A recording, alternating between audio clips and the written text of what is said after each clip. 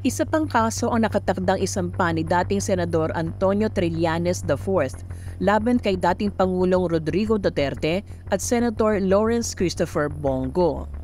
Ito ay bukod pa sa kasong plunder o pandarambong na una na niyang isinampa laban sa dating Pangulo at kay Senator Go na dating close aide ni Duterte.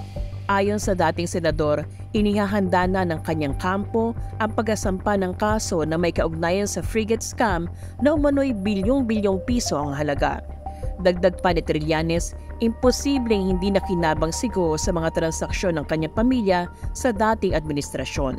Pagdidiin ng dating senador, bawal ang magpasok ng transaksyon sa pamahalaan ang pamilya at mga kamag-anak na isang opisyal hanggang fourth degree of consanguinity.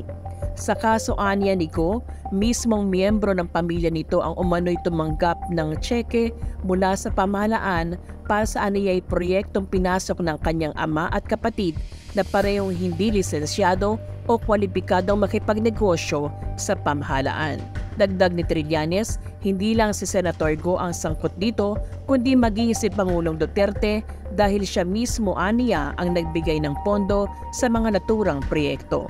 Bilyon-bilyon na nakuha. Ang limit lang nung isang kumpanya is up to 10 million.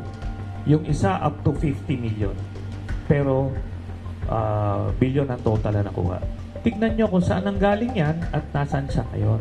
Kung bilyonaryo ka, mag-i-8 ka ba? Napakadali eh. Napakadaling i-explain, no?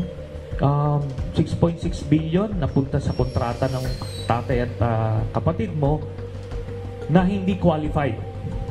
Di ba? Yun, bawal yun. Yun, irregular yun. Ngayon, hindi nga niya dininay.